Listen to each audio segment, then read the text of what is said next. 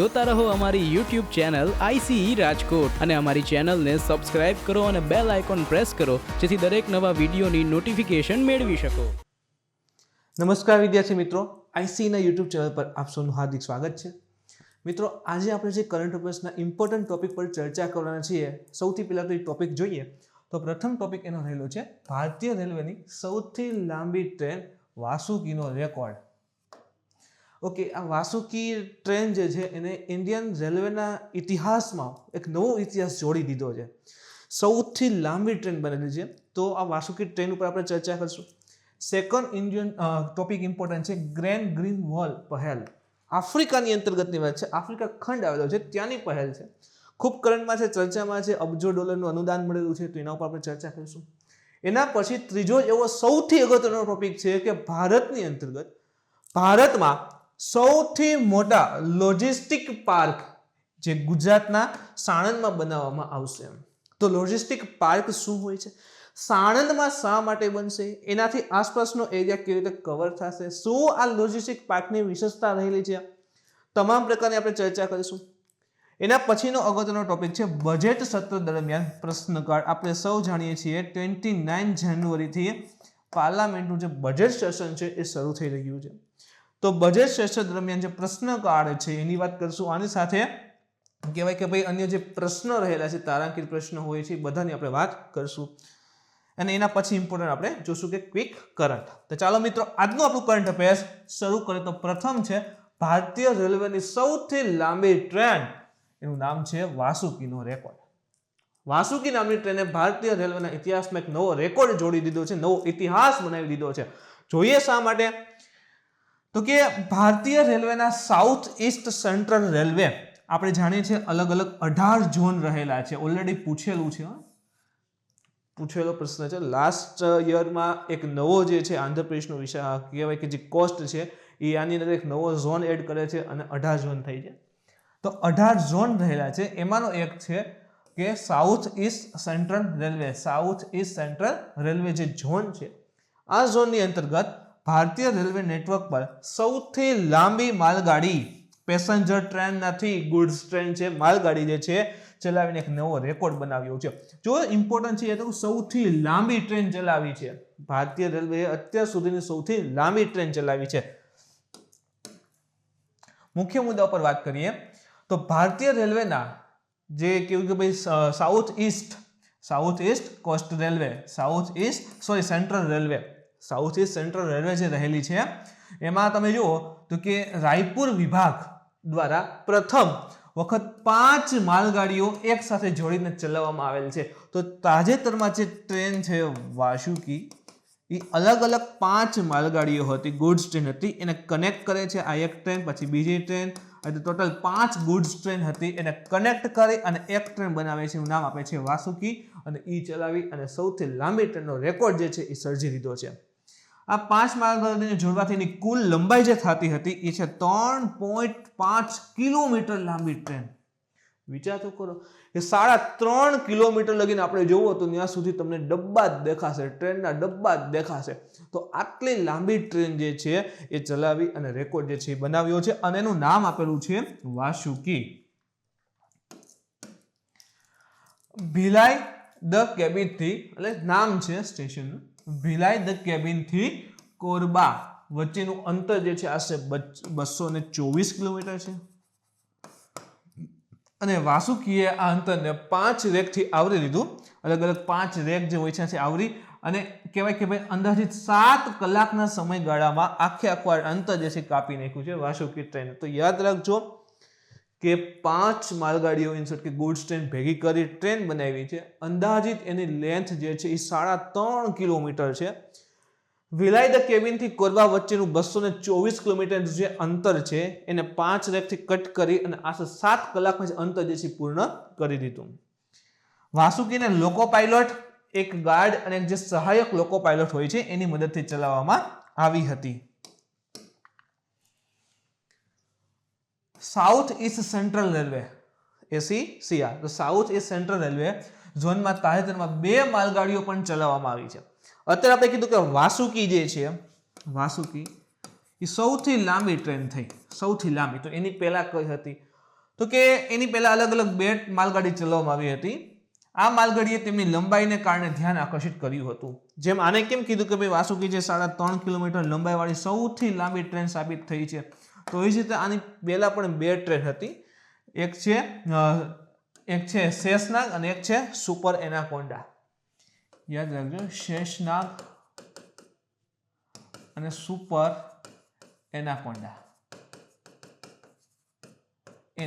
અને એના જ લગતા કંઈક છે વાસુકી. તો જો ક્યાંક તમે ભેગું કરો ને તો ક્યાંક નાગ છે, આ એનાકોન્ડા છે, આ વાસુકી નાગ છે. તો કંઈક ને કંઈક એવી રીતે યાદ રાખી શકો કે નાગ લઈને નામ આપેલા છે. પહેલું તો સીધું શેષનાગ જ છે, સેકન્ડ છે સુપર એનાકોન્ડા અને ત્રીજું જે છે વાસુકી. તો જે આ બંને છે શેષનાગ અને સુપર એનાકોન્ડા, એને પણ એની લંબાઈને લઈને જ ધ્યાન આકર્ષિત કર્યું હતું. એને આ બંને ટ્રેન પણ એની લંબાઈને લઈને જ કરંટમાં હતી.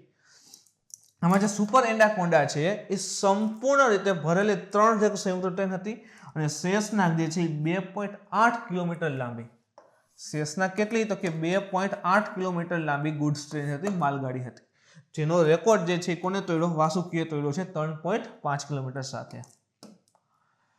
એના પછી વાત કરીએ ગ્રેટ ગ્રીન વોલ પહેલ. શું છે પેલા તો પહેલ? Great green wall. ત્રણેય શબ્દને છૂટું પાડો. એક તો આ ગ્રેટ ગ્રીન ને ભેગા કરી નાખો. ચલો, ગ્રેટ ગ્રીન, ગ્રીન એટલે લીલું, ગ્રેટ એટલે મહાન. કાંઈક ને કાંઈક એવું અજોડ એક લાંબી વસ્તુ, મોટી વસ્તુ, ગ્રીનરી બનાવવાની છે. શું? તો કે વોલ એટલે કે દીવાલ. એક આખો વિસ્તાર એટલે છે, ધારો આ રીતે વિસ્તાર છે, તો એની અંદર ગ્રેટ ગ્રીન વોલ એટલે શું થાય? દીવાલ. તો એક પ્રકારે આ રીતે ઝાડવા વાવીને દીવાલ કરી શકાય. જેમ કે જો આપણે ક્યાંક ફરવા જતા હોય ગાર્ડનમાં, એમાં તો કેવું હોય કે ભાઈ આમ નજર પડે ને સીધા બધા એક સરખા નારિયેળ અને એના વૃક્ષ વાવેલા હોય, તો શું છે? એક પ્રકારની દિવાલ જેવું બનાવી નાખે છે અને આખી ગ્રીનરી. એટલે ગ્રેટ ગ્રીન વોલ પહેલ ઇનિશિયેટિવ જે છે તાજેતરમાં શરૂ થયેલ હતું અને જે અત્યારે કરંટમાં આવેલ છે. તો great green wall of સહેલ and Sahara initiative. જો એક શબ્દ આવે છે સહારા, તો તરત જ હાઇલાઇટ થયું છે. સહારાનું તો રણ રહેલું છે, જે ક્યાં છે? તો કે એ રણ રહેલું છે આફ્રિકા ખંડમાં. જેમ કે આપણે ડ્રો કરીએ અહીં, તો જે આફ્રિકા ખંડ જે છે કંઈક આ રીતે થાય છે. આખો આફ્રિકા ખંડ જે છે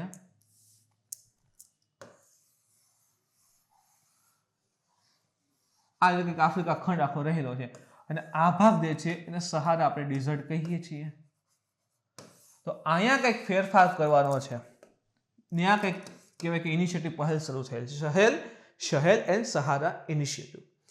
ને જૈવ વિવિધતા માટે વન પ્લેનેટ સમિટમાં તાજેતરમાં $14 અબજ મળ્યા છે. જે વન પ્લેનેટ સમિટ થાય છે, આ વન પ્લેનેટ સમિટની અંતર્ગત જે ગ્રેટ ગ્રીન વોલ પહેલ છે તેને $14 અબજ જે છે એ આપવામાં આવ્યા છે. શું કામ? કે આ પહેલની અંતર્ગત આગળ વધો અને જે કહેવાય કે પહેલના ધ્યેય છે, ઉદ્દેશ્ય છે, પૂર્ણ થાય. ખાસ કરીને શેના માટે? કે જૈવ વિવિધતા માટે, બાયોડાયવર્સિટી માટે. તો જુઓ, ક્યાંક ને ક્યાંક તમે સંલગ્ન કરી શકો છો, ગ્રીનરી છે, બાયોડાયવર્સિટી છે. તો આ પ્રકારના ઉદ્દેશ્ય જે છે કે ભાઈ ખાસ કરીને રણના વિસ્તાર છે, સૂકો વિસ્તાર છે, તો ત્યાં જે છે કે વૃક્ષનું ડેવલપમેન્ટ કરી અને થોડુંક હરુભરું બનાવવામાં આવે, બાયોડાયવર્સિટી વધારવામાં આવે. આ નાણાંનો ઉપયોગ ફળદ્રુપ જમીનને પુનઃસ્થાપિત કરવી કીધું ને, કે જો ખાસ કરીને બાયોડાયવર્સિટી વધારવી છે, જંગલનું પ્રમાણ વધારવું છે, ગ્રીનરી વધારવી છે. ઇન શોર્ટ છેલ્લે તમે જુઓ તો આઉટપુટ એટલો આવે કે ગ્રીનરી વધારવી છે. ગ્રીનરી વધારવા માટે ફળદ્રુપ જમીન, તો જે ફળદ્રુપ જમીન છે એને પુનઃસ્થાપિત કરવી, ગ્રીન રોજગાર બનાવવા અને જૈવ વિવિધતાને સુરક્ષિત કરવા માટે કરવામાં આવશે. તો જે અત્યારે કેટલા? તો કે $14 અબજ જે વન પ્લેનેટ સમિટમાં તાજેતરમાં આ ગ્રેટ ગ્રીન વોલ પહેલને આપવામાં આવ્યા છે, એ પૈસાનો ઉપયોગ ક્યાં કરશે? એક તો ફળદ્રુપ જમીન, સેકન્ડ થિંગ છે કે કહેવાય કે ભાઈ ગ્રીન રોજગાર બનાવવા. ઇન શોર્ટ કે આને સંલગ્ન રોજગારી ઊભી થશે.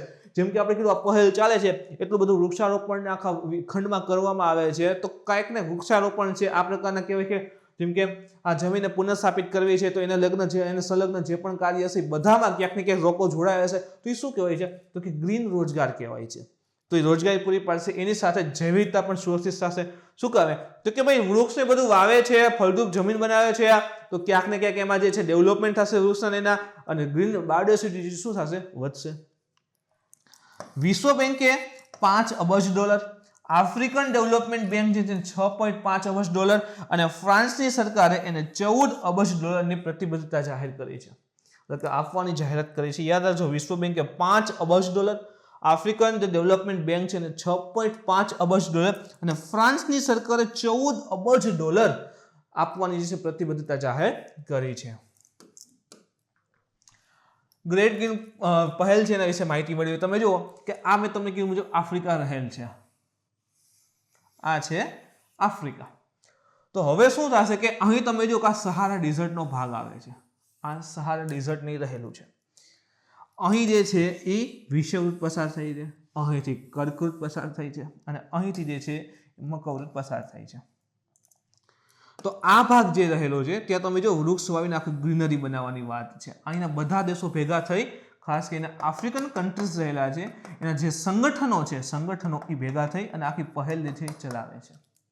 તો આખા વિસ્તારમાં ગ્રીનરી ઉત્પન્ન કરવાની છે. ટોટલ ડિસ્ટન્સ કેટલું છે તો કે જો 7,775 કિલોમીટર, 7,775 કિલોમીટર છે એટલું ડિસ્ટન્સ છે. અને આખો વિસ્તારની એરિયા કવર કરીએ ક્ષેત્રફળ તો 11,662,500 હેક્ટર.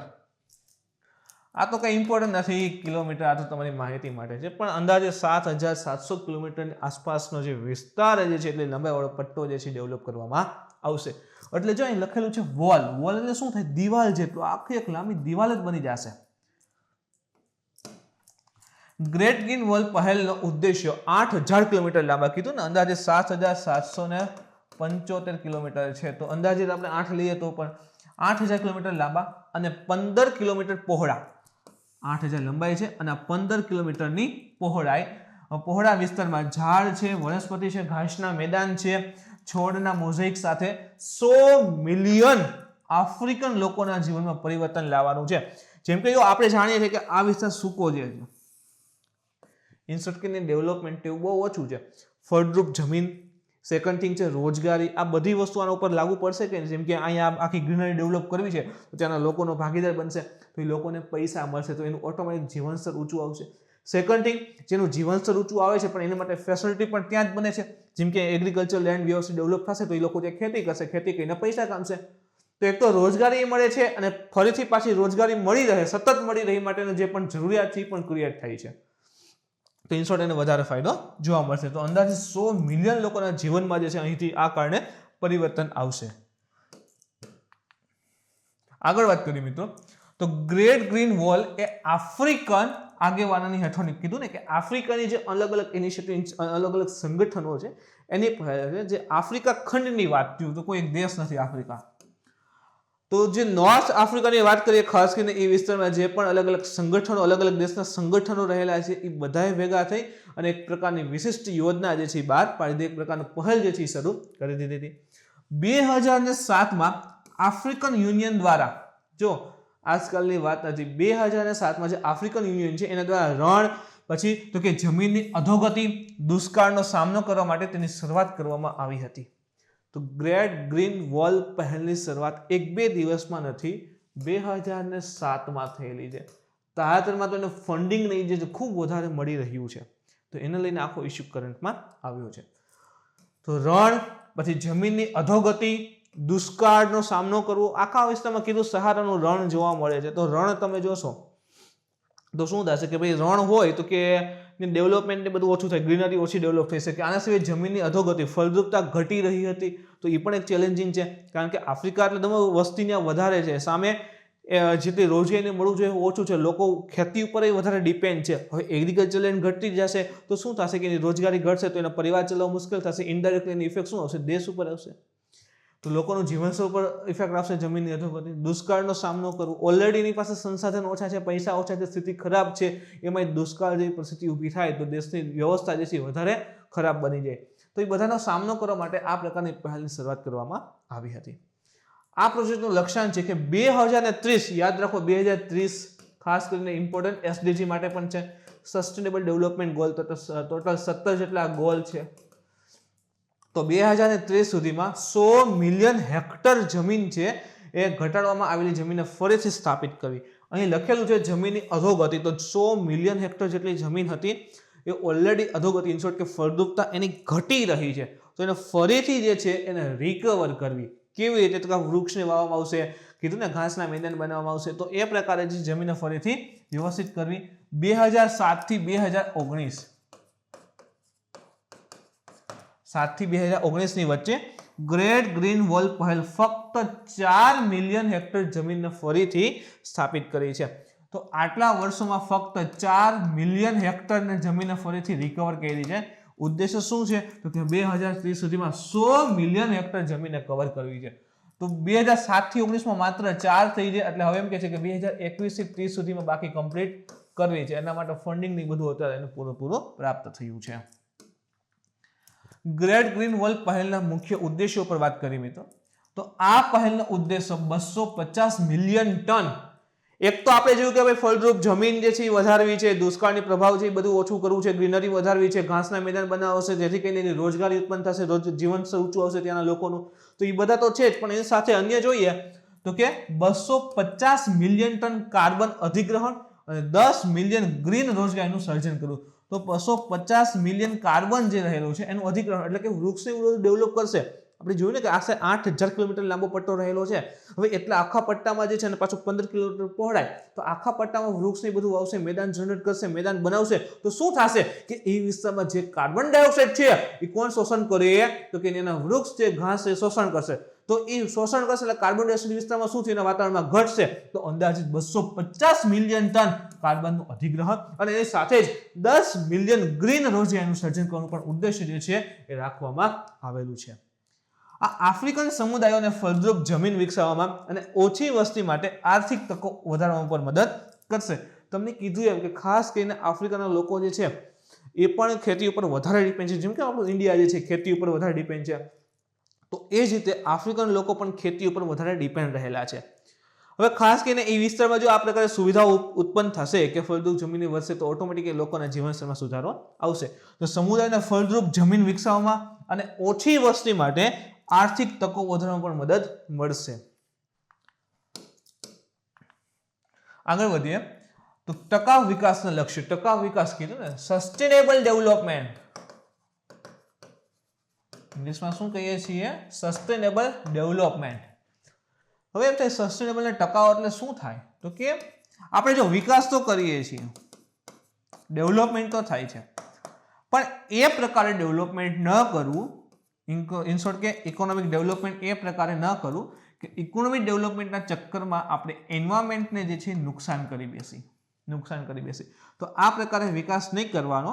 ટકાઉ વિકાસનો અર્થ એ પ્રકારે થશે કે ત્રાજવું હોય તો એક પાસામાં તમે જુઓ તો કે ભાઈ ઇકોનોમી છે અને એકમાં જે છે એન્વાયરમેન્ટ છે, તો આ બેલેન્સ રહે એ મુજબ એનો વિકાસ કરવો, એ મુજબ આર્થિક કહેવાય ને કે સુધારા કરવા. આર્થિક સુધારા કરો પણ એ રીતે નહીં કે પર્યાવરણને નુકસાન થાય. એટલે પર્યાવરણ અને અર્થવ્યવસ્થા, ઇકોનોમી બંનેને ધ્યાનમાં રાખી અને સુધારા કરો અને આવકને એમાં વધારો કરો, રોજગારીના સર્જન કરો, જેથી કરીને પર્યાવરણ સુધરે અને આવક વધે. તો એ મુજબના લક્ષ્ય. ગ્રેટ ગ્રીન વોલ પહેલ જે છે એ સંયુક્ત રાષ્ટ્રના ટકાઉ વિકાસના લક્ષ્ય આપણે વાત કરીને જ્યારે 2030 આવ્યું ત્યારે મેં કીધું કે 2030 સુધીમાં જે છે સસ્ટેનેબલ ડેવલપમેન્ટ ગોલ્સ યુએનના જે રહેલા છે, સસ્ટેનેબલ ડેવલપમેન્ટ ગોલ એમાંથી 15માં ફાળો આપશે. અલગ અલગ મેં તમને કીધું 17 ગોલ રહેલા છે, એમાંથી 15ની અંતર્ગત જે છે આ ગ્રેટ ગ્રીન વોલ ઇનિશિયેટિવ જે છે ફાળો આપશે. ગ્રેટ ગ્રીન વોલ છે, તમે વિચાર તો કરો કેટલો ફેર પડશે. એક તો ગ્રેટ ગ્રીન વોલ બનાવે છે એટલે કે આખો જે વિસ્તારમાં પર્યાવરણનું ડેવલપમેન્ટ થાય છે, જમીન સુધરે છે, તો એ વિસ્તારની બાયોડાયવર્સિટી સુધરશે. ઓન લેન્ડ, અંડર લેન્ડ એટલે કે અંડર વોટર, બંનેની બાયોડાયવર્સિટી સુધરશે. 2 લક્ષ્ય રાખેલા છે. ઓકે, એની સાથે લોકો જોડાશે તો એને પૈસા મળશે. જમીન સુધરે છે તો એ જમીન સુધરે છે તો એને ખેતી કરી લોકોને પૈસા મળશે. લોકોની પૈસા મળે છે, જીવન સ્તર સુધરે છે. સમજો મિત્રો, જીવન સ્તર સુધરે છે એનો મતલબ કે એનું હેલ્થની બધું સારું ઇમ્પ્રુવમેન્ટ થશે. હેલ્થની ઇમ્પ્રુવમેન્ટ થશે, પુઆરિટી, ગરીબી ઓટોમેટિક ઘટશે. ગરીબી ઘટશે તો હંગર જે છે, ભૂખમરો એ ઓટોમેટિક ઘટશે. ભૂખમરો ઘટશે ઓટોમેટિક જે લોકો પાસે પૈસા આવે છે તો એ સ્વાસ્થ્ય સેવાઓ કરશે. સ્વાસ્થ્ય સેવાઓ કરશે એની સાથે કહેવાય કે ભાઈ એજ્યુકેશન પ્રાપ્ત કરશે. તો ઓલ ઓવર 2030 માટે જે સસ્ટેનેબલ ડેવલપમેન્ટ ગોલ રહેલા છે અલગ અલગ મેં તમને વાત કરી ને કે ભાઈ જમીન ઉપરની જૈવિકતા, પાણીની જૈવિકતા છે, ઝીરો હંગર છે, પુઆરિટી ઘટવાની વાત છે, એજ્યુકેશનની વાત છે, તો આ બધા અલગ અલગ સસ્ટેનેબલ ડેવલપમેન્ટના ગોલ રહેલા છે. તો જો આ પહેલના કારણે કેટલી વસ્તુ પર ઇફેક્ટ આપે છે, તો અલગ અલગ જે 15 ગોલ છે એમાં બહુ મોટો ફાળો આપવાની શક્યતા જે છે આ ગ્રેટ ગ્રીન વોલ ઇનિશિયેટિવના કારણે આવશે. સંયુક્ત રાષ્ટ્ર સંમેલનના લડત માટેના સંમેલનનો મુખ્ય ઉદ્દેશ્ય આ 2030 સુધી જમીન તટસ્થતાનું લક્ષ્ય હાંસલ કરવાનું છે. જમીનને લઈને જે પણ નુકસાન થાય છે એ ઓછું કરી તટસ્થ ઇન શોર્ટ કે ફળદ્રુપ બનાવી છે. સેકન્ડ થિંગ શું કહે છે કે ગ્રેટ ગ્રીન વોલ પહેલ આને પ્રાપ્ત કરવામાં મદદ કરશે. કીધું એ મુજબ કે અલગ અલગ 15 લક્ષ્યની અંતર્ગત જે છે બાયોડાયવર્સિટી પણ સમાવેશ થઈ જશે. ઓન લેન્ડ અંડર વોટર બંને બાયોડાયવર્સિટીનું સંરક્ષણની વાત પણ કરી છે કે તમામ પ્રકારના લક્ષ્યો છે ફૂલફિલ થશે. ગ્રેટ ગ્રીન વોલ પહેલના અધિગ્રહણ ક્ષેત્ર તરીકે પસંદ કરાયેલા દેશ તમે જોઈ શકો છો. આ રીતે આખો પટ્ટો રહેલો છે. જો આખો પટ્ટો રહેલો છે. તો આ 15 કિલોમીટર અંદાજિત પહોળાઈ અને અંદાજિત છે આશરે 8000 કિલોમીટરની લંબાઈ. 7775 કિલોમીટર પરફેક્ટલી. તો આખા પટ્ટામાં તમે જોવો તો કે ભાઈ વૃક્ષારોપણ નહીં કરવાનું વાત છે. કયા કયા દેશ છે તો ચાડ છે, બુર્કીના ફાસો છે. અહીં તમે જો અહીંયા ચાડ આવશે. આ બુર્કીના ફાસો છે, નાઇજર છે, નાઇજેરિયા છે, આ ચાડ રહેલો છે, સુડાન છે, ઇરિટ્રિયા છે, જીબુતી છે. હવે જો આ છે ને DJIBOUTI લખાય છે તો આને ડજીબુતી નથી વચાતું, ડી સાયલેન્ટ છે, જીબુતી વચાય છે, યાદ રાખજો. તો ચાડ, બુર્કીના ફાસો, ઇરિટ્રિયા, ઇથોપિયા, માલી, નાઇજર, મેટિતાનિયા, નાઇજેરિયા, સુદાન, સેનેગલ, જીબુતી વગેરે બધા સમાવેશ છે. એ બધા તો યાદ નથી રાખવાની જરૂર, પણ એ યાદ રાખજો કે ગ્રેટ ગ્રીન વોલ ઇનિશિયેટિવ શું છે, કયા વિસ્તારમાં ચાલે છે, શું એના લક્ષ્યો રાખેલા છે, એસડીજી માટે કેવી રીતે ફાયદો થશે, પર્યાવરણ માટે કેવી રીતે ફાયદો થશે, આના સિવાય રોજગારી માટે કેવી રીતે ફાયદો સાબિત થશે. એના પછી સૌથી ઇમ્પોર્ટન્ટ છે ગુજરાતનો સૌથી મોટો લોજિસ્ટિક પાર્ક ગુજરાતના સાણંદમાં બનાવવામાં આવશે. આપણે સૌ જાણીએ છીએ સાણંદ ખાતે જે છે કહેવાય કે ઓલરેડી ઘણી બધી કંપનીઓ બધું આવેલું છે. તો ત્યાં જે છે મલ્ટી મોડલ લોજિસ્ટિક પાર્ક જે રહેલો છે એનું ડેવલપમેન્ટ કરવામાં આવશે. નહીં કે ગુજરાત પરંતુ આખા ભારતનો સૌથી મોટો. તો કે ગુજરાતમાં ભારતનો સૌથી મોટા મલ્ટી મોડલ લોજિસ્ટિક પાર્ક બનાવવામાં આવશે. અને આ સંદર્ભે એક કરાર જે છે ગુજરાતના મુખ્યમંત્રી વિજયભાઈ રૂપાણીની હાજરીમાં ઓલરેડી થઈ ગયો છે. તો હવે આનું નિર્માણ કાર્ય બધું શરૂ થશે. નિર્માણ કાર્યના પણ લક્ષ્યો છે કે ભાઈ 3 વર્ષની અંદર પૂરું કરશે, 50,000 કરોડ ઇન્વેસ્ટ કરવાના છે. બધી વાત કરીએ મિત્રો. ચાલો તો પ્રથમ જે છે એના મુખ્ય મુદ્દા પર ફોકસ કરીએ. દેશના સૌથી મોટા મલ્ટી મોડેલ લોજિસ્ટિક પાર્ક છે એનું નિર્માણ ગુજરાતના અમદાવાદ જિલ્લાના સાણંદ નજીક, પરફેક્ટ વાત કરું છું, અમદાવાદ જિલ્લાના સાણંદ નજીક કહેવાય કે ભાઈ વિરોચન નગર જે રહેલું છે ત્યાં કરવામાં આવશે. અમદાવાદના સાણંદ નજીક વિરોચન નગર ખાતે જે છે આનું આખું નિર્માણ કાર્ય જે છે શરૂ કરવામાં આવશે. ગુજરાત સરકાર અને અદાણી પોર્ટ યાદ રાખજો, ઇમ્પોર્ટન્ટ છે. ગવર્નમેન્ટ પોતે સમાવ્યું છે, ગુજરાત સરકાર, અને બીજું કોણ છે? અદાણી પોર્ટ. કોની સાથે કરાર કરેલો છે ડેવલપમેન્ટ માટે? તો અદાણી પોર્ટ અને પોર્ટ લિમિટેડ દ્વારા ગાંધીનગર ખાતેના મલ્ટી મોડેલ લોજિસ્ટિક પાર્કની જે મીટિંગ હતી એમાં કરાર કરેલા છે, હસ્તાક્ષર કર્યા કરાર ઉપર. તો ગુજરાત ગવર્નમેન્ટ છે અને એની સાથે જે છે ખાસ કરીને અદાણી પોર્ટ સમાવેશ છે.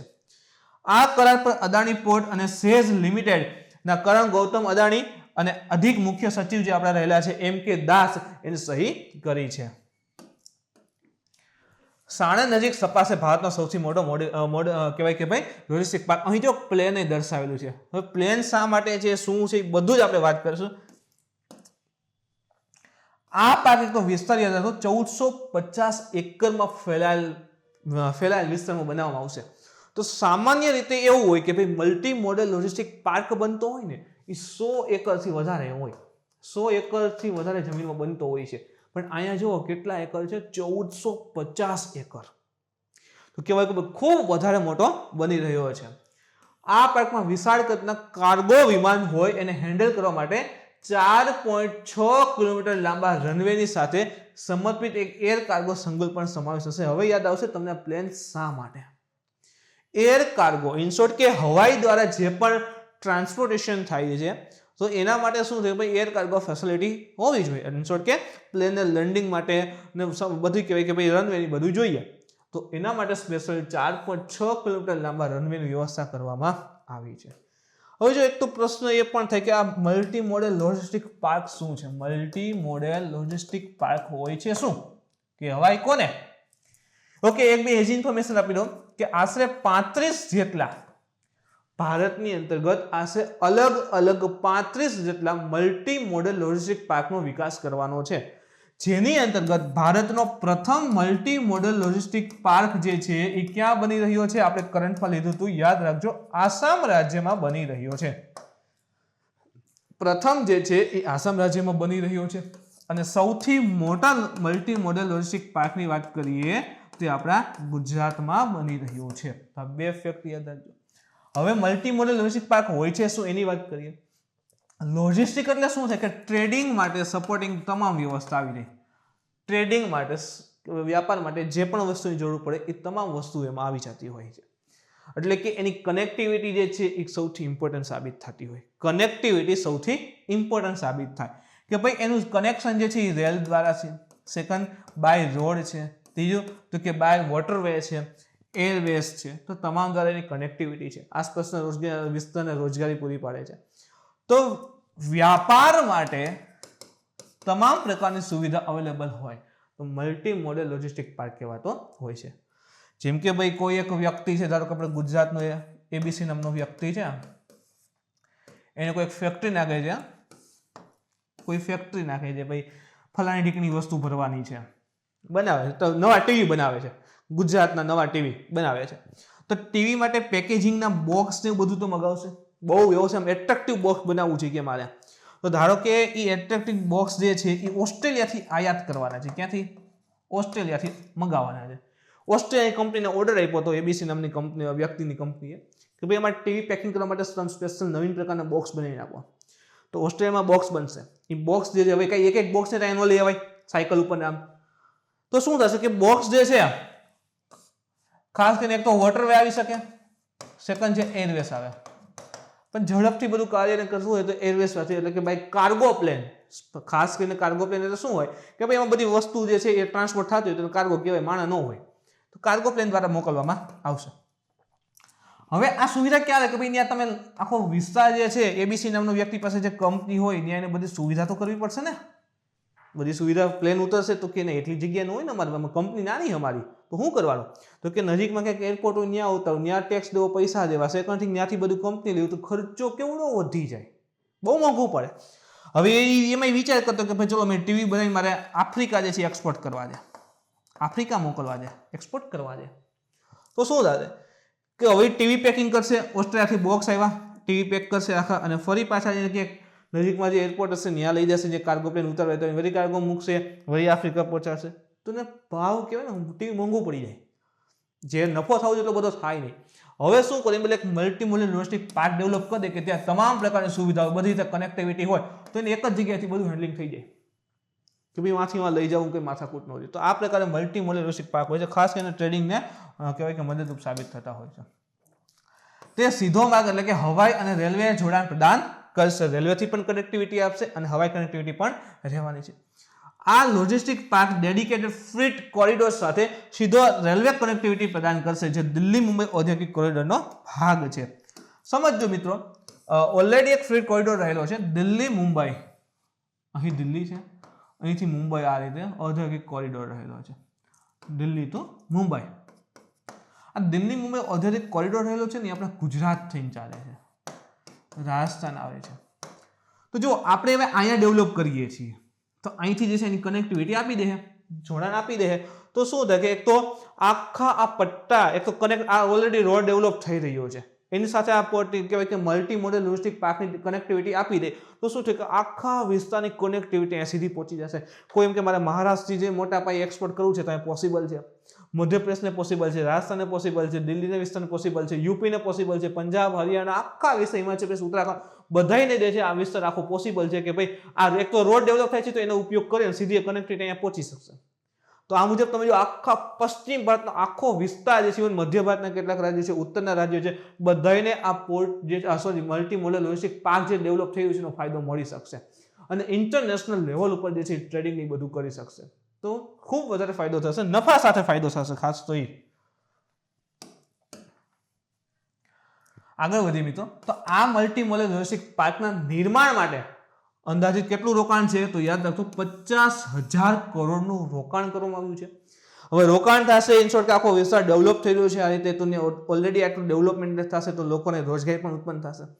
તો ડાયરેક્ટલી અથવા તો ઇનડાયરેક્ટલી, ડાયરેક્ટલી અથવા તો ઇનડાયરેક્ટલી જે છે આશરે 25,000 લોકોને જે છે અહીં જે છે રોજગારી ઉત્પન્ન થશે, નોકરી પ્રાપ્ત થશે. અને આખો આ મલ્ટી મોડેલ લોજિસ્ટિક પાર્ક છે એ નેક્સ્ટ 3 વર્ષમાં આખું એનું કાર્ય જે છે પૂર્ણ થઈ જશે અને વર્કિંગમાં આવી જશે. એની પણ જાહેરાત કરેલી છે. એના પછી આપણે વાત કરીએ બજેટ સત્ર દરમિયાન પ્રશ્નકાળ. હવે પ્રશ્નકાળ શું છે, કેટલા પ્રકારના સત્ર હોય છે, કોની પાસે સત્તા હોય છે, આપણે તમામ વાત કરીશું મિત્રો. સૌ પ્રથમ વાત કરીએ તો ચોમાસું સત્ર દરમિયાન જો શા માટે કરંટમાં છે કે ચોમાસાનું સત્ર હતું ત્યારે પ્રશ્નકાળ છે ને સ્થગિત કર્યો હતો, કેન્સલ કર્યો હતો કે ભાઈ કેન્સલ કે આ સત્ર દરમિયાન પ્રશ્નકાળ નહીં રહે. અને આ વખતે આપણે આખો આ ઇસ્યુ જેને કરંટમાં કવર કરેલો છે હો મિત્રો. તમે ન જો તો ત્યાં જે ફરીથી એકવાર જોયો હતો કે સ્થગિત કયા રીતે થઈ શકે, શું એની પાસે સત્તા છે કે બધી વસ્તુ લીધી હતી. પણ જે મોન્સૂન સેશન હતું એ દરમિયાન જે છે સરકારે પ્રશ્નકાળને સ્થગિત કરી દીધો હતો અને તે સંસદના બજેટ સત્રની પૂર્ણાહુતિ પછી શરૂ કરવામાં આવશે.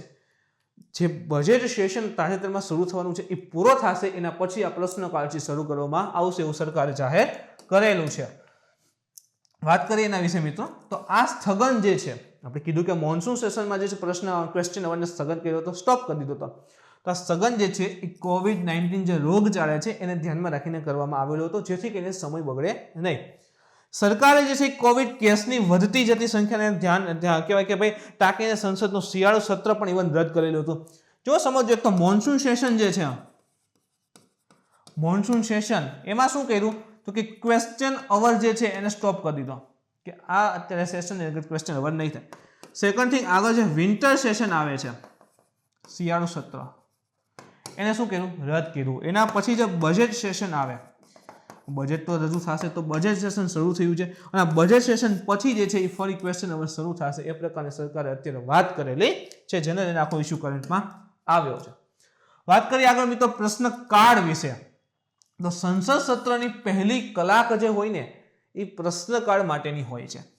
એક છે લોકસભા અને એક છે રાજ્યસભા.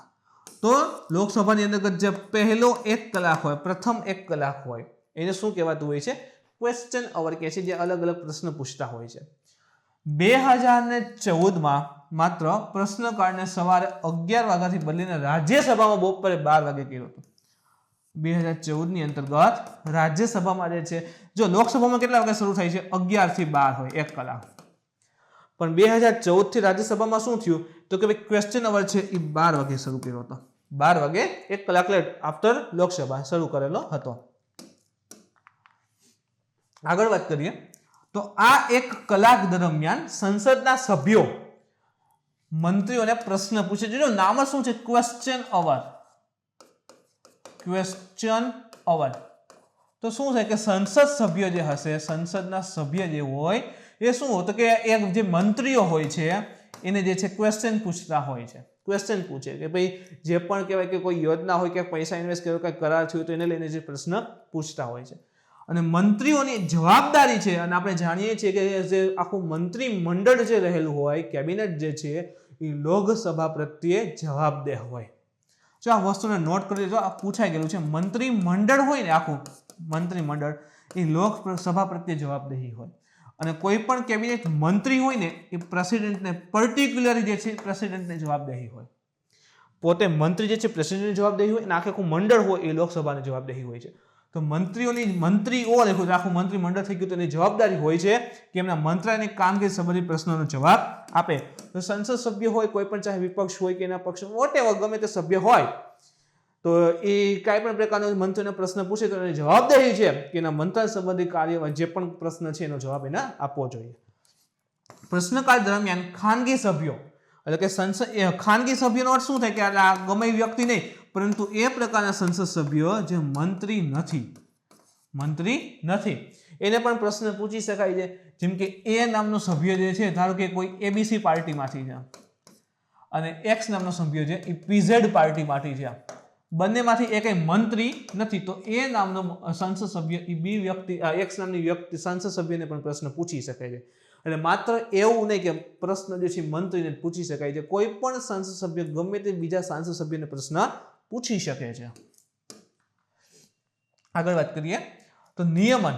કેવી રીતે સંચાલન થાય છે તેનું સંસદીય નિયમો અનુસાર નિયમન કરવામાં આવે છે. પાર્લામેન્ટરી કહેવાય સંસદનો આખી નિયમાવલી હોય છે, પુસ્તક હોય છે અને એના મુજબ આખું સંસદ ચાલતું હોય છે. તો એની અંતર્ગત ક્વેશ્ચન ઓવર માટેના જે નિયમ આપેલા છે, પ્રશ્ન માટેના જે નિયમ છે એના મુજબ એનું સંચાલન થાય છે. બંને ગૃહો રાજ્યસભા અને Lok Sabha upper and lower house એના પ્રિઝાઇડિંગ અધિકારીઓ એટલે કે જે આપણે સ્પીકરને કહીએ ને તો પ્રિઝાઇડિંગ અધિકારીઓ પ્રશ્નકાળના સંચાલન કરવા માટેના અંતિમ અધિકારીઓ હોય છે.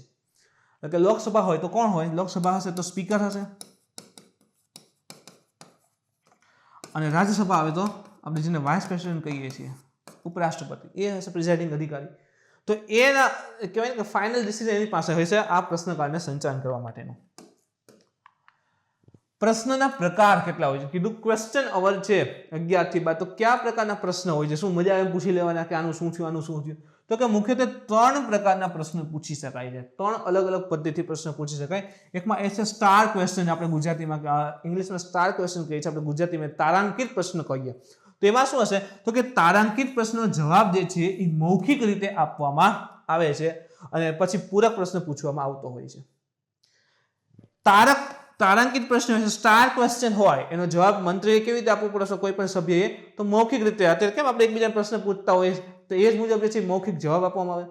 ઓકે, સેકન્ડ શું થાય કે મૌખિક જવાબ આપવામાં આવે છે તો સામેવાળો બીજો સભ્ય હોય એ બીજા પ્રશ્ન પણ એને પૂછી શકે છે, એટલે કે પૂરક પ્રશ્ન પણ પૂછવામાં આવતા હોય છે. અતારાંકિત પ્રશ્ન, તો એમાં શું હશે? તો કે તારાંકિત પ્રશ્નના કિસ્સામાં લેખિત અહેવાલ આવશ્યક છે, તેથી પૂરક પ્રશ્ન તેમના પછી પૂછી શકાતા નથી. અહીંયા આવશે કે અતારાંકિત પ્રશ્ન. તારાંકિતમાં કેવું છે કે ભાઈ મૌખિક જવાબ આપવામાં આવે છે, અતારાંકિતમાં કેવું હોય કે લેખિત જવાબ આપવામાં આવે. સમજો, એ નામનો સાંસદ સભ્ય છે, એક બી છે અને સામે XYZ પાર્ટી રહેલી છે. એ નામના વ્યક્તિએ તારાંકિત પ્રશ્ન પૂછ્યો તો સામે આ પાર્ટી રહેલી છે એને મૌખિક જવાબ આવશે. મૌખિક જવાબ આવશે તો સામે જે છે એ બીજા પ્રશ્ન પૂછી શકશે. બી નામના વ્યક્તિએ અતારાંકિત પ્રશ્ન પૂછ્યો, ખાલી લખીને જય ભાષા જણાવો કે આનો જવાબ આપો. આને શું કીધું? જય ભાષા જણાવો, પછી ઉપર સ્ટાર કર્યો. હવે આને સ્ટાર કર્યો નથી એટલે અતારાંકિત થઈ ગયો. તો આનો જવાબ જે છે આ XYZ એને લેખિત સ્વરૂપે જય ભાષા જણાવો કે તમે જે પ્રશ્ન પૂછ્યો છે એનો આ જવાબ છે. તો આવી રીતે જવાબ આપવામાં લેખિત. તો અહીંયા તો એને લેખિત મળે છે તો પછી પૂરક પ્રશ્ન હશે નહીં, યાદ રાખજો. એના પછી એક પ્રશ્નનો પ્રકાર રહેલો છે જેને આપણે કહીએ છીએ અલ્પ સૂચના પ્રશ્નો. એ પ્રકારના પ્રશ્ન છે કે જેમાં ઓછામાં ઓછા 10 દિવસ અગાઉ નોટિસ આપી એને પૂછવામાં આવે. એટલે 10 દિવસ પહેલા નોટિસ આપી દે કે મારે આ પ્રશ્ન પૂછવાના છે, આ પ્રકારે રહેશે અને તેના જવાબ જે છે કેવી રીતે આપવામાં આવે? તો કે મૌખિક. 10 દિવસ પહેલા નોટિસ આપી દે, પ્રશ્ન આપી દે 10 દિવસ પહેલા કે આ વસ્તુ રહેલી છે, મને એનો જવાબ આપો. તો 10 દિવસની નોટિસ આપી અને પછી 10 દિવસની નોટિસ આપીને પ્રશ્ન પૂછે છે અને એનો જવાબ જે છે કઈ રીતે આપે? મૌખિક. ખાલી અતારાંકિત પ્રશ્નો એમાં જવાબ જે છે લેખિત આપવામાં આવતો હોય છે, જે પૂરક પ્રશ્ન પોસિબલ નથી. સમયગાળા પર વાત કરીએ. સત્રના બધા દિવસોમાં બંને ગૃહમાં પ્રશ્નકાળ જે છે એ રાખવામાં આવતો હોય છે. જે પણ સત્ર ચાલુ હોય, બજેટ હોય, મોન્સૂન હોય કે વિન્ટર સેશન હોય, તો જે પણ સત્ર ચાલુ હોય એમાં જે છે ક્વેશ્ચન અવર બંને ગૃહમાં રાખવામાં આવે છે. પરંતુ એમાં ખાલી 2 દિવસ એવા હોય છે કે જ્યાં પ્રશ્નકાળ હોતો નથી. સત્ર ચાલુ હોય, 3 સત્ર હોય, આપણે જાણીએ છીએ સામાન્ય રીતે 3 સત્ર હોય છે. આ 3 સત્રમાં 2 દિવસ એવા હોય કે ત્યારે ક્વેશ્ચન અવર જે છે એ હોતો નથી. ઇમ્પોર્ટન્ટ છે, અપવાદ છે. તો કયા છે? તો પ્રથમ, જ્યારે રાષ્ટ્રપતિ બંને ગૃહોના સાંસદોને સંબોધિત કરે છે. પ્રેસિડેન્ટ જે છે એ રાજ્યસભા અને લોકસભા આ બંનેના સાંસદ સભ્યોને જે સંબોધિત કરે. ક્યારે કરે? તો કે રાષ્ટ્રપતિનું ભાષણ છે ને એ નવી લોકસભાની શરૂઆત અને નવા સંસદ વર્ષના પ્રથમ દિવસે હોય. જ્યારે નવી લોકસભા 5 વર્ષ પૂર્ણ થાય, નવી લોકસભા આવતી હોય અને સંસદ વર્ષ હોય તો એ દિવસે જે છે એ રાષ્ટ્રપતિનું ભાષણ હોય. તો રાષ્ટ્રપતિના ભાષણ સમયે ક્વેશ્ચન અવર હોતો નથી. આ એક અપવાદ યાદ રાખજો. અને સેકન્ડ, તો કે જે દિવસે નાણાં પ્રધાન એટલે કે ફાઇનાન્સ મિનિસ્ટર હોય બજેટ રજૂ કરે છે. તો પ્રશ્ન અહીંથી પોસિબલ છે મિત્રો કે શું સંસદના દરેક સત્રમાં સંપૂર્ણપણે જે છે પ્રશ્નકાળ હોય જ? તો કે ના, 2 દિવસ એવા છે જે પ્રશ્નકાળ ન હોય. એક તો રાષ્ટ્રપતિનું ભાષણ, જે દિવસે રાષ્ટ્રપતિનું ભાષણ હોય જે 2 દિવસે હોય, એક તો નવું સંસદ વર્ષ અને લોકસભાની નવી શરૂઆત. તો એ વખતે જે છે એ વખતે જે છે કે ભાઈ રાષ્ટ્રપતિનું ભાષણ હોવાથી ક્વેશ્ચન અવર હોતો નથી. સેકન્ડ થિંગ શું કહે છે? તો કે જ્યારે નાણાપ્રધાન ફાઇનાન્સ મિનિસ્ટર બજેટ રજૂ કરતા હશે તો એ દિવસે પણ ક્વેશ્ચન અવર હોતો નથી. તો બે બાબતે બે દિવસે ક્વેશ્ચન અવર હોતા નથી. પ્રશ્નકાળ વગરના પૂર્વ સત્ર એટલે કે એવા એક સત્ર છે જ્યારે ક્વેશ્ચન અવર ન હોય તો કે યસ, ભૂતકાળમાં જ્યારે રાષ્ટ્રીય કટોકટી લાગી હતી ને, નેશનલ ઇમરજન્સી લાગી હતી ને, એ દરમિયાન પ્રશ્નકાળને મુલતવી રાખવામાં આવ્યો હતો. યાદ રાખજો કે શું આવું શક્ય છે કે કોઈ એક સત્ર હોય ત્યારે પ્રશ્નકાળ ન આવ્યો હોય તો કે યસ, જ્યારે નેશનલ ઇમરજન્સી હતી ત્યારે પ્રશ્નકાળ હતો નહીં. પ્રશ્નકાળનું મહત્વ શું છે? એક તો સાંસદનો અધિકાર છે. જે પણ સાંસદ સભ્ય હોય એને અધિકાર આપવામાં આવેલો છે કે ભાઈ જે પણ પાર્લામેન્ટમાં ડિસિઝન લેવામાં આવે છે એને લઈને કાંઈ પણ દુવિધા હોય, ક્વેશ્ચન હોય તો એ જે છે એ સામેવાળા સાંસદ સભ્ય અથવા મંત્રીને જઈને પૂછી શકે છે. તો સવાલો પૂછવા એ સભ્યોની આંતરિક અને યથાવત સંસદીય અધિકાર રહેલો છે. સેકન્ડ થિંગ શું કે છે કે સરકારને જવાબદેહ બનાવતી રાખો. સરકાર જે છે ને જવાબદેહ બનાવવી પડે. સરકાર કોઈ પણ પ્રકારનું પગલું લે છે તો એને જવાબ આપવો પડે કે શા માટે આ લે છે, અથવા તો એનાથી કાંઈ પણ દુવિધા ઉત્પન્ન થાય તો એના માટે પણ સરકારે જવાબ જે આપવો પડે. તો પ્રશ્નકાળ દરમિયાન સભ્યો જે છે એ વહીવટ અને સરકારી પ્રવૃત્તિઓના દરેક પાસાને લગતા પ્રશ્નો પૂછી શકે છે. જેમ કે કોઈ ડીલ થઈ હોય, રાફેલ ડીલને વચ્ચે બહુ કરંટમાં હતું, તો કોઈ પણ ડીલ થાય છે તો શા માટે આટલો ખર્ચો કરીએ છીએ, શા માટે આટલા બધા ખર્ચા છે, ડીલની શું જરૂર છે, તો તમામ પ્રકારના પ્રશ્ન જે સરકારની જે પણ પ્રવૃત્તિ હોય, સરકારનો જે પણ વહીવટ હોય એને સંલગ્ન તમામ પ્રકારના પ્રશ્ન જે છે એ સાંસદ સભ્ય પાસે મૌલિક અધિકાર હોય છે, સંસદીય અધિકાર છે કે એને લઈને સરકારને તે પ્રશ્ન પૂછી શકે છે. આગળ જોઈએ મિત્રો, તો આ સમય દરમિયાન રાષ્ટ્રીય તેમજ આંતરરાષ્ટ્રીય ક્ષેત્રમાં સરકારની નીતિઓ પર ભાર મૂકવામાં આવી રહ્યો છે. જુઓ, સમજો, અહીંયા આપણે શું કીધેલું હતું? સરકારને જવાબદેહ બનાવી. એક તો એ ગમે ત્યારે પ્રશ્ન, ગમે તે સરકારનો વહીવટ હોય અથવા તો સરકાર પ્રવૃત્તિ હોય એ સમયે પૂછી શકે છે. જેનો ખાસ ઉદ્દેશ્ય શું? તો કે આ સમય દરમિયાન રાષ્ટ્રીય તેમજ આંતરરાષ્ટ્રીય ક્ષેત્રમાં સરકારની નીતિઓ પર ભાર મૂકવામાં આવી રહ્યો છે. સેકન્ડ થિંગ, ટ્રાયલની જેમ દરેક મંત્રીઓને તેમની વહીવટી ભૂલ અને પ્રશ્નકાળ દરમિયાન તેની ક્રિયાઓ માટે જવાબદાર રહેવું પડે. ટ્રાયલ કેમ? ટ્રાયલ હાલતું હોય કેસની, એ જ મુજબ જે છે પ્રશ્નકાળમાં શું થાય છે કે જે તે મંત્રી હોય, જે તે સભ્ય હોય તો એને હંમેશા તૈયાર રહેવું પડે છે કે એને એક તો વહીવટની કંઈ ભૂલ હોય અથવા તો પ્રશ્નકાળ દરમિયાન તેની ક્રિયાઓ માટે એને જવાબદાર રહેવું પડે. વહીવટમાં એને ભૂલ કરી હોય તો એના માટે પણ જવાબદાર રહેવું પડે કે આ શા કારણે થયું તો તેને સોલ્વ કેવી રીતે કરશું. સેકન્ડ થિંગ, સરકારમાં કોઈ પણ પ્રકારની એને કહેવાય કે ભાઈ પ્રશ્નકાળમાં કોઈ પણ પ્રકારની ક્રિયા હોય તો એના માટે પણ એને જવાબદાર રહેવું પડતું હોય છે. સેકન્ડ થિંગ, હજી એક વસ્તુ છે, રાષ્ટ્રીય તેમજ આંતરરાષ્ટ્રીય ક્ષેત્રમાં સરકારની નીતિઓ પર ભાર મૂકવામાં આવે. સરકાર જે છે, તમને રાફેલની મેં વાત કરી તો ઇન્ટરનેશનલ છે કંઈક, તો આંતરરાષ્ટ્રીય ક્ષેત્ર અથવા તો રાષ્ટ્રીય જેમ કે કૃષિ કાયદો છે, તો આ તમામ પ્રકારની જ્યારે સરકાર જે છે રાષ્ટ્રીય એટલે કે નેશનલ અને ઇન્ટરનેશનલ લેવલે કાંઈ પણ પગલાં લે છે તો એના પ્રત્યે જે છે સરકાર જવાબદેહ હોય છે. કોઈ પણ સભ્યો છે એને સંલગ્ન કાંઈ પણ પૂછે છે તો એ સરકારને જવાબ આપવો પડે છે. નીતિઓનું અનુકૂલન ઉપર વાત કરીએ તો પ્રશ્નકાળ દ્વારા સરકાર તત્કાળ રાષ્ટ્રની જરૂરિયાતને સમજી શકે છે. જેમ કે જો શું થાય છે કે ચલો ગવર્મેન્ટ જે છે એક પગલું લે છે કોઈ એક પ્રકારનું, જેમ કે તે કૃષિ બિલ છે પાસ કર્યા, લાગુ કર્યા. હવે સપોઝ કે સંસદ સભ્યનો વિરોધ કંઈક ને કંઈક બિલ લઈ આવે છે, અહીંયા ખરડો રજૂ કરશે, એ પ્રોસેસ ખબર હશે કે સંસદના કોઈ સદનની અંદર ખરડો રજૂ થાય છે. પછી ખરડા ઉપર ડિપેન્ડ છે કયા પ્રકારનો છે. તો ખરડો રજૂ થાય, એક સત્રમાંથી પસાર થાય, ચાહે સપોઝ ધારી લો કે લોકસભામાં ખરડો રજૂ થાય છે તો એના ઉપર ચર્ચા વિચારણા થાય છે. લોકસભાની પાસે પછી રાજ્યસભામાં જે ચર્ચા વિચારણા માટે બંનેમાંથી પાસ થાય, પછી પ્રેસિડેન્ટ પાસે છે સાઇન માટે. તો એ જ રીતે મિત્રો કે સપોઝ કે કોઈ એક ખરડો છે જે લોકસભામાં રજૂ થયો છે તો એના ઉપર ચર્ચા વિચારણા કરવામાં આવશે. સેકન્ડથી સરકારે કોઈ એવું પગલું લીધું હોય તો એના ઉપર પણ ચર્ચા વિચારણા કરવામાં આવશે. તો એ સમયે જે તે પગલું લેવાય છે તો એની દેશને કેટલી જરૂરિયાત છે અથવા તો દેશને સૌ પ્રથમ જેની જરૂર છે એની માહિતી મળશે. સરકારે કોઈ પગલું લે છે પણ એની ખરેખર જરૂર હોતી નથી એટલે દેશને તો ત્યાં પણ હાઇલાઇટ થશે કે સરકાર આટલો બધો ખર્ચો આ વસ્તુ માટે ન કરવો જોઈએ. એની બદલે અત્યારે જેમ કે કોરોનાની સ્થિતિ છે તો હેલ્થ પાછળ પૈસા વાપરવા જોઈએ જેથી કરીને હેલ્થ સુધરે, રસીના નવા ડોઝ ક્રિએટ કરવા જોઈએ. તો આ પ્રકારે તત્કાળ જરૂરિયાત શેની છે દેશને એ વસ્તુને પણ અહીં જે છે સમજી શકાય છે અને સરકાર સમક્ષ રજૂ કરી શકાતી હોય છે. આગળ વધીએ મિત્રો, તો આયોગનું ગઠન. જેમ કે કેટલીક વાર પ્રશ્નકાળ આયોગના ગઠન માટે જવાબદાર હોઈ શકે છે. જેમ કે કોર્ટ ઓફ ઇન્ક્વાયરી અથવા તો સભ્ય દ્વારા ઊભા કરાયેલા મામલાની જાહેર જનતાના મહત્વના હોય તો એ વખતે કાયદાની રચના માટે જો પણ જવાબદાર હોઈ શકે છે. જેમ કે તમને કીધું એ મુજબ કે સપોઝ કે કોઈ એક સરકાર જે છે લોકસભામાં બિલ રજૂ કરે છે, ખરડો રજૂ કરે છે. હવે એ ખરડો કેટલા અંશે યોગ્ય છે અથવા તો શું એમાં સુધારા કેટલા હોવો જોઈએ, મોટા પાયાનો વિરોધ પણ ચાલે છે. જેટલાના પક્ષમાં છે એટલા એના વિપક્ષમાં છે. તો આ ખરડો કેટલા અંશે યોગ્ય છે નથી એ ચેક કરવા માટે સરકાર જે છે આયોગનું ગઠન પણ કરે છે. જેમ કે જો કૃષિ બિલ છે, સુપ્રીમ કોર્ટે કીધું ને કે સમિતિની રચના કરવામાં આવશે કે કૃષિ બિલ જે છે કેટલા અંશે યોગ્ય કે કેટલા સુધારા કરવા જોઈએ. તો સરકાર જે છે હવે સપોઝ કે પાર્લામેન્ટમાં આનો પર પ્રશ્ન છે, કૃષિ કાયદા લઈને પાર્લામેન્ટમાં જે છે પક્ષ વિપક્ષમાં ચર્ચા વિચારણા થાય છે, પ્રશ્ન પૂછવામાં આવે છે. તો એ વખતે નક્કી થાય કે ના ભાઈ પક્ષમાં છે એટલા વિપક્ષમાં છે, તો સરકાર શું કરે, અંતર જે છે એક આયોગનું ગઠન કરે, જે નક્કી કરે કે ભાઈ આમાં કેવા સુધારા હોવા જોઈએ, યોગ્ય છે તો કેટલું છે કે નહીં. આ ગઠન હોય એમાં પણ એવું નહીં કે ચલો એના વિપક્ષના નેતા હોય, શાસક પક્ષના નેતા હોય, તો એ મુજબ જે છે આખું ગઠન કરવામાં આવતું હોય છે. સંસદ સત્ર પર વાત કરીએ તો સંસદના સત્રને પહેલા તો બોલાવવાનો શમનિંગનો અધિકાર.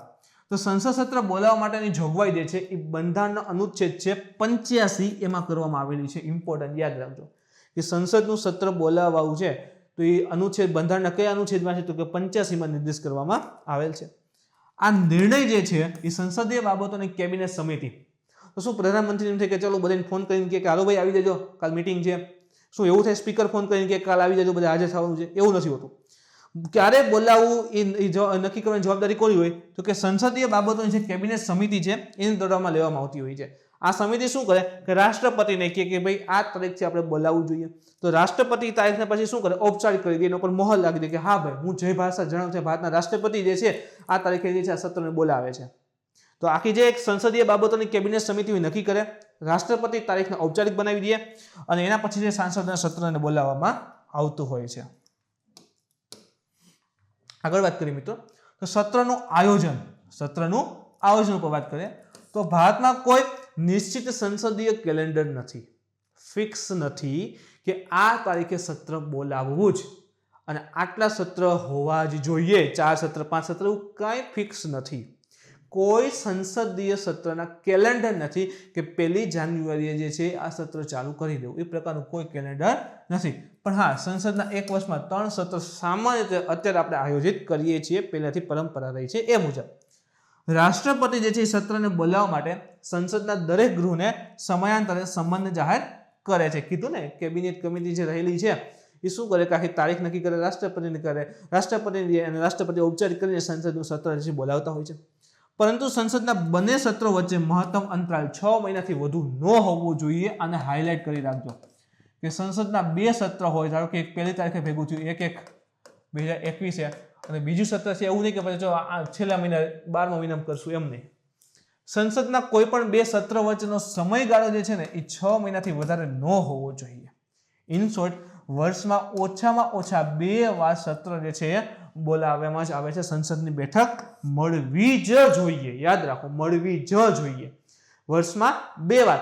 ઇન શોર્ટ કે સંસદના 2 સત્ર વચ્ચેનો સમયગાળો 6 મહિનાથી વધારે હોઈ શકે નહીં.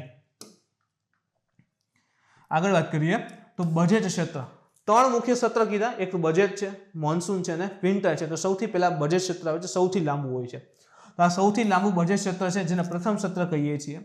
જાન્યુઆરીના એન્ડમાં, અત્યારે પણ ક્યારે ચાલુ થાય છે કીધું ને, 29 જાન્યુઆરી શરૂ થશે. તો જાન્યુઆરીના અંતમાં શરૂ થતું હોય છે અને એપ્રિલના અંત અથવા તો મેના પ્રથમ વીક સુધી જે છે આ સત્ર સમાપ્ત થાય. એપ્રિલનો અંત અથવા તો મેનો પ્રથમ વીક. હવે એમનો છે કે આટલું લાંબુ સત્ર ચાલે, પણ વચ્ચે શું આવે, એમાં અવકાશ આવે, રજા આવે. શા માટે? જો નામ શું છે, બજેટ. તો ધારો કે 29 જાન્યુઆરી સત્ર ચાલુ થાય છે, 1 ફેબ્રુઆરી બજેટ રજૂ થાય છે. ઓકે, બજેટ ઉપર 10-15 દિવસ ચર્ચા વિચારણા થાય છે, શું છે શું નથી. ઓકે, તો એના પછી શું આવે, થોડા દિવસનો અવકાશ, રજા પડે. આ સત્રમાં રજા પડે. આ રજા શા માટે પડે તો કે જે બજેટ રજૂ થયું છે એના પર તર્ક વિતર્ક પ્રશ્ન અને બધું પૂછતા હશે. તો શું થશે કે કેટલા અંશે યોગ્ય છે, કેટલા ફેરફાર કરવાની જરૂર છે. કોઈ મંત્રાલય 100 કરોડ માંગ્યા છે તો શું એને 100 કરોડ દેવાનું છે અથવા તો શું 90 કરોડ આપી તો હાલે. તો એ પ્રકારે આ બધું જે છે ચર્ચા વિચારણા માટે રજા હોય છે, રજા આપે. જેથી શું છે કે સંસદીય સમિતિઓ હોય ને એ બજેટની દરખાસ્તો અંગે અંદર ચર્ચા કરી શકે, સંસદીય સમિતિઓ ચર્ચા કરી શકે. ચર્ચા વિચાર સીધે સુધાર થઈ જાય પછી પાછું સત્ર ચાલુ થતું હોય છે. રજા પૂરી થઈ ગઈ પછી ચર્ચા વિચાર થશે, પછી સત્ર પાછું ચાલુ થઈને અંતે જે છે બધે સાથે કહેવાય કે ભાઈ સત્ર ફરી પૂર્ણ થતું હોય છે. તો જાન્યુઆરીથી શરૂ કરી એપ્રિલના અંત અથવા તો મેના પ્રથમ વીક સુધી ચાલે છે. એમાં વચ્ચે રજા પણ આવતી હોય છે, તો એને બજેટ સેશન કહીએ છીએ. એના પછી આવે છે મિત્રો ચોમાસું સત્ર, જેને આપણે મોન્સૂન સેશન કહીએ છીએ. બીજું સત્ર 3 અઠવાડિયાનું હોય. કેટલાનું? તો કે ચોમાસું સેશન અથવા તો જે મોન્સૂન સેશન કે 3 વીકનું હોય, જે સામાન્ય રીતે જુલાઈમાં શરૂ થાય અને ઓગસ્ટમાં સમાપ્ત થતું હોય છે. તો સેકન્ડ છે મોન્સૂન સેશન. અને ત્રીજું શિયાળુ સત્ર વિન્ટર સેશન. તો એ છે એ ત્રીજું સત્ર જે છે એ નવેમ્બરથી ડિસેમ્બર સુધીમાં યોજવામાં આવતું હોય છે, જે આ વખતે કેન્સલ રાખેલું હતું. અને જે ચોમાસું સેશન છે એમાં ક્વેશ્ચન અવર જે છે એ કેન્સલ કરેલો હતો. શું કામ? ડ્યુ ટુ ધ કોવિડ-19 સિચ્યુએશન. એના પછી આપણે મિત્રો વાત કરીએ ક્વિક કરંટ ઉપર. તો આજે જે ઇમ્પોર્ટન્ટ ક્વિક કરંટના મુદ્દા રહેલા છે મિત્રો, એમાં પ્રથમ છે હુતી. હવે હુતી શું છે તો કે અમેરિકા દ્વારા હુતીને આતંકવાદી સંગઠનનો દરજ્જો જે છે આપવા માટેની સમીક્ષા કરવામાં આવશે. અમેરિકામાં આ હુતી જે સંગઠન છે એને આતંકવાદી સંગઠનનો દરજ્જો આપવા માટેની સમીક્ષા જે છે કરવામાં આવશે. હુતીની સ્થાપના જે છે શિયા અને સુન્ની આપણે જાણીએ છીએ. તો શિયા સંપ્રદાયના ઝૈદી વિદ્વાન જે રહેલા છે એના દ્વારા એની સ્થાપના કરવામાં આવી હતી, જે 1000 વર્ષથી વધારે સમયથી યમનના રહેવાસી છે અને એની સાથે અનેક સદીઓથી દેશ ઉપર શાસન પણ કર્યું છે. તો યમન જે દેશ રહેલો છે ત્યાં વસ્તુ છે. સાઉદી સમર્થિત સરકારની વિરુદ્ધ તેમનો બળવો લગભગ 1 દાયકા પહેલા શરૂ થયો હતો. તો સાઉદી સમર્થિત જે સરકાર રહેલી છે એની વિરોધમાં જે છે આશરે 1 દશકાથી 10 વર્ષ પહેલાથી આનો વિરોધ શરૂ થયો હતો.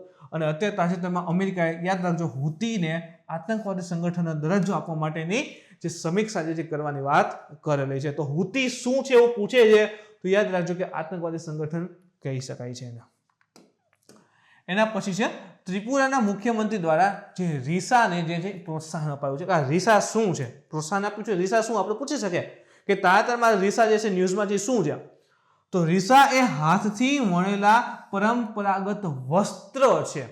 આ રીતે તમે જો તો હાથથી વણેલા છે, હાથની વણાટના જે છે એ પરંપરાગત ટ્રેડિશનલ જે કહીએ ને આપણે એ વસ્ત્ર રહેલા છે, જેનો ઉપયોગ ત્રિપુરાના આદિવાસી સમુદાય દ્વારા કરવામાં આવે છે. તે ત્રિપુરામાં પરંપરાગત રીતે મહિલા વસ્ત્રનો એક ભાગ રહેલ છે. રીસાનો ઉપયોગ જે છે એ માથાની પાઘડી છે, અને આપણે સ્કાર્ફ કહીને એ રીતે થાય છે. આપણે સ્કાર્ફ ને બધું યુઝ કરતા હોઈએ છીએ, જાણીએ છીએ. તો સ્કાર્ફ તરીકે યુઝ થાય, માથાની પાઘડી તરીકે યુઝ થાય છે. આપણે અહીંયા કરીએ છીએ ને બધા, એ જ રીતે ત્રિપુરામાં પણ કરવામાં આવે છે. પણ શેનાથી? તો કે રીસા એટલે કે હાથથી બનેલી કહેવાય કે આખું વસ્ત્ર હોય છે. તે વ્યક્તિને માન આપવા માટે આપવામાં પણ આવે છે, ગિફ્ટ તરીકે પણ એને આપવામાં આવે છે. તો રીસા શું છે? તો કે હાથથી વણેલા પરંપરાગત વસ્ત્ર છે. ખાસ કરીને ક્યાં? ત્રિપુરાના આદિવાસીઓ દ્વારા, આ આદિવાસી સમુદાય છે એના દ્વારા વસ્ત્ર બનાવવામાં આવે છે. એના પછી છે શ્રમ શક્તિ ડિજિટલ ડેટા ઉકેલ. શા માટે કરણમાં છે? તો વાત કરીએ તો શ્રમ શક્તિ જે ડિજિટલ ડેટા સોલ્યુશન છે, જો નામ જ શું છે? Digital data solution. એ આદિજાતિ બાબતોના મંત્રાલય અને ગોવા સરકાર દ્વારા જે છે સંયુક્ત રૂપે જાહેર કરાયું છે, સંયુક્ત રૂપે શરૂ કરાયું છે. સ્થળાંતર કામદારો માટે રાષ્ટ્રીય અને રાજ્ય કક્ષાના કાર્યક્રમોની સુવ્યવસ્થિત કામગીરી માટે રાષ્ટ્રીય સ્થળાંતર સહાય પોર્ટલ છે. સ્થળાંતરિત લોકો આપણે જાણીએ છીએ કે ભાઈ રોજગારી માટે એક રાજ્યમાંથી બીજા લોકોમાં, જેમ કે આપણે ગુજરાતમાં તમે જો યુપી બિહારથી જે છે, છત્તીસગઢ, મહારાષ્ટ્ર, મધ્યપ્રદેશ, રાજસ્થાનથી લોકો જે છે આપણે ગુજરાતમાં કહેવાય કે રોજગારી માટે આવતા હોય છે. તો સ્થળાંતરિત કામદારો માટે રાષ્ટ્રીય અને રાજ્ય કક્ષાના કાર્યક્રમોની સુવ્યવસ્થિત કામગીરી માટે એક રાષ્ટ્રીય સ્થળાંતર સહાય પોર્ટલ પણ રહેલું છે. શ્રમ શક્તિ યાદ રાખજો. એટલે કે જે પણ એના માટે લાભ હોય છે, સ્કીમ હોય છે, કાર્યક્રમ હોય છે, એને મળે એ અર્થે જે છે આ પોર્ટલની શરૂઆત કરવામાં આવેલ છે. સ્માર્ટ એન્ટી એરફિલ્ડ વેપન તાજેતરમાં DRDO એનું સફળ પરીક્ષણ કરેલું છે. વાત કરીએ એના ઉપર મિત્રો, તો તાજેતરમાં DRDO defence research and development organisation under the ministry of defence એને સ્વદેશી રીતે બનાવેલ smart anti airfield weapon SAAW smart anti airfield weapon જે છે એને હિન્દુસ્તાન એરોનોટિક્સ લિમિટેડ ના હોક 1 વિમાન રહેલું છે એના દ્વારા ઓડિશાનો જે કિનારો છે ત્યાંથી એક સફળ કેપ્ટિવ એન્ડ રિલીઝ ઉડાન પરીક્ષણ કરવામાં આવ્યું છે. તમે આ જોઈ શકો છો. That is a smart anti airfield weapon SAAW. તો હિન્દુસ્તાન એરોનોટિક્સ લિમિટેડનું જે હોક 1 પ્લેન રહેલું છે એના દ્વારા ઓડિશાનો જે કિનારો છે ત્યાંથી એક કેપ્ટિવ એન્ડ રિલીઝ એટલે કે પકડીને પછી રિલીઝ કરી દેવામાં આવતું હોય છે એના દ્વારા સફળ પરીક્ષણ કરાયું છે. હવે શું કાર્ય કરે છે તમામ પ્રકારની ઇન્ફોર્મેશન મળી આવી. આપણે જોઈએ મિત્રો એનો ખાસ કરીને ઉપયોગ તમે જોઈએ તો સ્માર્ટ એન્ટી એરફિલ્ડ વેપન જે છે એ 125 કિલોગ્રામ વર્ગનું એક સ્માર્ટ વેપન છે. વજન છે એનો 125 કિલોગ્રામ અને 100 કિલોમીટરના અંતરથી એ દુશ્મનની એરફિલ્ડ સંપત્તિ. હવે જો સ્માર્ટ એરફિલ્ડ વેપન રહ્યું છે તો એરફિલ્ડ સંપત્તિ કોને કહેવાય તો કે એનું રડાર્સ હોય, બંકર્સ હોય, ટેક્સી ટ્રેક હોય અને રનવે જે છે એને લક્ષ્ય બનાવી શકે છે. 100 કિલોમીટર દૂરથી એનું રડાર હોય તો એને ઉડાડી દે. સેકન્ડથી એનો રનવે હોય તો તોડી નાખે, અને બંકર્સ હોય ને ક્રેક કરી નાખે છે, ટેક્સી ટ્રેક હોય તોડી નાખે છે. હવે શું થાય કે એના માટે જે પણ લોજિસ્ટિકલી સપોર્ટ હોય એ બધું તૂટી જાય. જેમ કે દુશ્મન દેશનું રડાર હોય શું કામ કરે કે ભાઈ ધારો કે આ પાકિસ્તાનનું રડાર છે, આપણો ઇન્ડિયા છે, હવે આપણે SSAW અહીંથી લોન્ચ કરીએ છીએ તો શું થાય કે એનું રડાર છે તોડી નાખશે. રડાર તોડી નાખશે તો આપણે આ પ્લેનને, હેલિકોપ્ટરને બધી સ્કાય પણ ટેન્કને બધું લઈ આવશે તો એને આવશે નહીં. તો દુશ્મન દેશની જે પણ સંપત્તિઓ છે ખાસ કરીને એરફિલ્ડ સંપત્તિ એ બધીને તોડવા માટે, નાશ કરવા માટે આ કહેવાય કે ભાઈ જે અસ્ત્ર છે એનો ઉપયોગ કરી શકાય છે, સ્માર્ટ એન્ટી એરફિલ્ડ વેપન. તો મિત્રો આ હતું આજનું કરંટ અફેર્સ. જો આજના લેક્ચરમાં તમને કાંઈ પણ ડાઉટ હોય, ક્વેરી હોય અથવા તો હજી કંઈ નવા સજેશન હોય તો તમે કોમેન્ટ કરીને આપી શકો છો. મિત્રો આજનો વિડીયો ગમે તો લાઈક કરો, શેર કરો, તમારા મિત્રો સુધી પહોંચવા માટે કોશિશ કરો. કાલે ફરી મળીશું નવા ટોપિક સાથે. Thank you.